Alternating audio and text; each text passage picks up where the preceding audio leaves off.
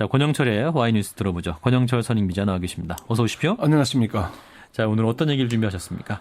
황교안 법무부 장관이 국무총리 후보자로 지명이 되면서 또다시 전관예우 문제가 부각이 되고 있죠. 예.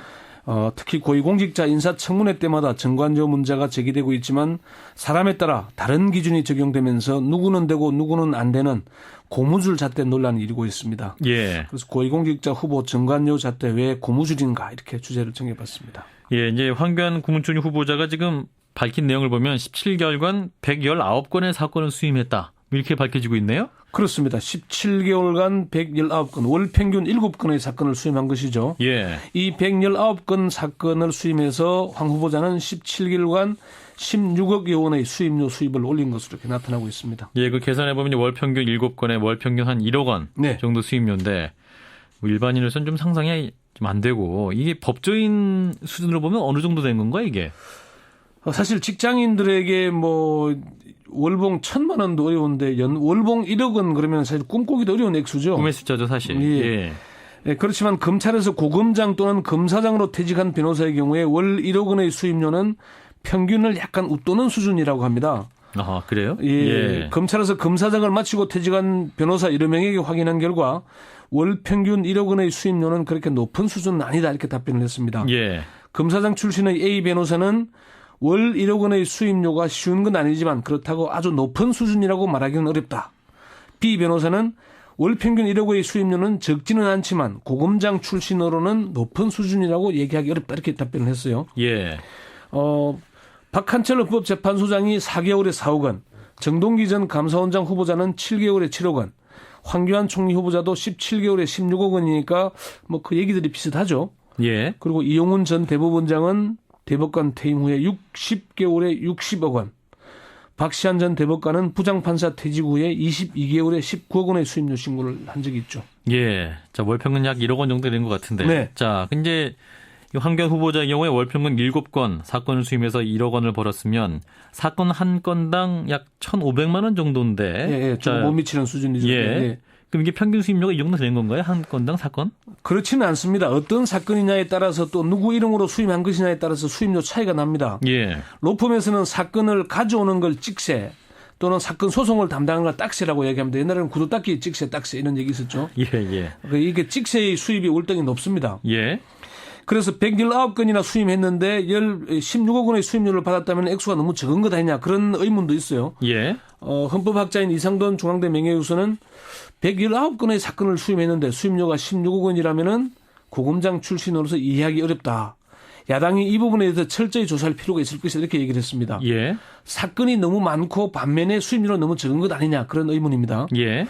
법조계의 한 중견 변호사는 119건의 사건을 모두 황 후보자의 이름으로 수임했다면은 한 건의 착수금만 최소 3천만 원에서 5천만 원은 받았을 것이라면서 예. 그 정도면은 월 2억 원에서 3억 원의 수임료 수입을 올렸을 것이라는 계산이 나온다 이렇게 얘기를 했습니다. 예, 예. 그렇지만 황 후보자가 근무한 법무부인 태평양의 한 변호사는 119건의 사건 중에는 황 후보자 개인을 보고 맡긴 사건도 있을 것이고 법무법인의 이름을 보고 수임한 사건도 있을 것이다.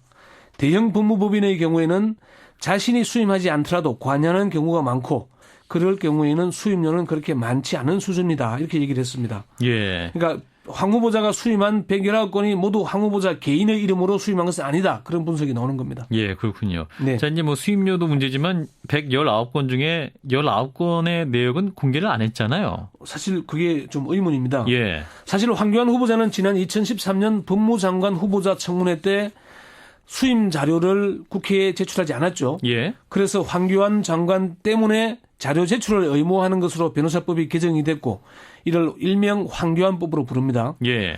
그런데도 법조윤리위원회는 국회에 자료를 제출하면서 119건 중에 19건의 수입 내역을 삭제해서 제출했습니다. 고의적인 삭제인지 후보자와 사전 의논한 것인지는 밝혀지지 않았지만은 19건이 어떤 사건인지가 이번 청문회의 쟁점으로 부각될 전망입니다. 예. 검사장 출신의 한 변호사는 황교안 후보자가 왜 19건의 수입 내역을 공개하지 않는지 이해할 수가 없다. 나라면은 지금까지 수임한 사건을 모두 제출할 수 있다. 이렇게 얘기를 했거든요. 뭔가 꺼리는 게 있을 것이다 이런 말씀인가요? 그러면? 예, 그렇죠. 예. 그래서 일각에서는 그 삼성과 이명희 전 CJ 회장과 이건희 회장의 소송 사건이 있었잖아요. 아, 상속 관련해서요? 예, 그 사건을 수임했던 게 아닌가 그런 의문이 제기되는데 국무총리실에서는 아니다 이렇게 해명을 하고 있고요. 예, 그렇군요. 새정치연합 김정현 수석 부대변인은 황교안 국무총리 후보의 변호사 시절 수임 내용 관련 자료 중 19건이 화이트 7이 제출됐다. 이런 식의 자료 제출이라면 고의적인 인사청문회 방해 행위로 규정할 수밖에 없다 이렇게 얘기를 했습니다. 예, 자료를 은폐했다 뭐 이런 지적까지 네, 나오고 있는 네. 것 같은데. 네. 자, 이제 정관예우 문제는 매 청문회 때마다 법조인 출신은 나오고 있는 그런 단골 메뉴인데. 네, 네. 자, 60개월간 60억 원. 그러니까 이용훈 대법원 네. 말씀하는 거고 7개월에 7억 원은 안 된다. 이게 잘 안 됩니다, 이게. 그러니까 누구는 되고 누구는 안 되는데 기준이 좀 일정한 기준이 없잖아요. 그러니까요. 지금까지 정관예우 고액 수임료가 문제됐던 게 한 10건 정도입니다. 예. 조금 전에 말씀하신 대로 이용훈 전 대법원장은 대법관으로 퇴직한 뒤에 5년 동안 60억 원을 벌었어요. 그러고 난 뒤에 다시 대법원장이 됐습니다. 예. 또 대법원장 취임 직전까지 삼성 에버랜드 전환사채 사건의 삼성 측 변론을 맡았어요. 이게 논란이 됐지만은 대법원장으로 취임을 했습니다. 예. 또 박시한 전 대법관도 부장판사로 재직하다 퇴직해서 22개월 동안 19억 원의 수임료를 올렸는데 문제가 없었습니다. 예. 정관예우 고액 수임료 문제로 처음 낙마한 공직자는 이명박 정부에서 민정수석을 지낸 정동기 감사원장 후보 여자였습니다. 예. 대검 차장에서 퇴직한 뒤에 7개월 동안 7억 원의 수임료를 벌었다는 게 안 된다는 이유였는데 안대희 전 대법관도 5개월 동안 16억 원의 수임료 때문에 청문회에 서지도 못했지 않습니까? 그렇죠. 이런 기준이다 보니까 해당 당사자들로서는 납득이 안 되는 그런 문제입니다. 예, 예. 네. 자, 그럼 왜 이렇게 정관예우 받아서 이제 수임료 했던 건데 고무줄 잣대가 적용되나요? 누구는 되고 누구는 안 되고. 사실 그 정관예우 문제가 어제 오늘의 문제가 아닌데 이를 예. 바로 잡으려는 노력을 하지 않았기 때문입니다. 예. 조금 전 말씀드린 대로 야당인 새정치민주연합이 여당이던 참여정부 시절에 이용훈 대법원장, 박시한 대법관이 고액 수임료가 문제가 됐지만 청문회에서 통과시켰지 않습니까? 예. 이런 전례가 있다 보니까 단순히 고액 수임료 문제만으로는 고위공직 후보들을 낙마시키기 어렵죠. 예. 박범계 의원은 국민들의 관심도에 따라 좌우된다 이렇게 얘기를 했습니다. 여론이란 말씀인가요? 예. 거꾸로 새누리당의 경우에는 이명박 정부에서 7개월에 7억 원의 수임료를 올린 정동기 감사원장 후보자를 청문회에 서지도 못하게 했는데 17개월에 16억 원의 수임료를 올린 황교안 후보자를 통과시킨다면 논리적 모순에 빠지게 되지 않겠습니까? 예. 이게 일정한 기준도 없고 때에 따라서 누구는 되고 누구는 안 되고 이렇게 되다 보니까 국민들도 납득하기 어렵고 당사자도 납득하기 어려운 겁니다. 예, 예. 대한변호사협회 하창호 회장은 월 1억 원 이상의 평균 수임료 수입을 올렸다는 건 정관예우를 받았다는 명백한 증거다. 예. 이건 고위공직 후보자가 될 수가 없다 이렇게 얘기를 했고요. 예. 이상돈 중앙대 명예교수도 판사나 검사로 재직하다가 퇴직해서 월 1억 원 이상의 떼돈을 벌다가 다시 공직으로 진출한 건 말이 안 된다 이렇게 얘기를 했습니다. 예, 예. 검사장 출신의 한 변호사도 돈을 벌겠다고 나섰다가 돈을 번 뒤에 다시 공직으로 돌아가는 건 기본적으로 말이 안 된다. 돈과 명예를 다 누리겠다는 것은 정말 말이 안 되는 일이다 이렇게 얘기를 했습니다. 그렇군요. 자, 그렇다면 이 정관예우 문제 근절할 대책은 없을까요? 지금 대한변호사협회가 고위직 출신의 변호사 개입 금지를 추진하고 있지 않습니까? 예. 하창호 변협회장은 대법관과 헌법재판관, 법무부 장관, 검찰총장으로 재직하다 퇴직할 경우에 변호사 개업을 하지 못하도록 하면은 정관예우 문제는 상당 부분 해소될 것이다. 예, 예. 앞으로 몇 년간만 이 제도를 시행하면 정착이 될 것이다 이렇게 얘기를 했습니다. 예, 예. 그렇지만 정관예우보다 더 심각한 게 정관예우를 받아서 그액의 수임료 수입을 올린 뒤 다시 공직으로 진출하는 회전문 인사 아니겠습니까? 예, 그래서 나오는 게 꺼진 불도 다시 보자 이런 말이잖아요. 그렇습니다. 예.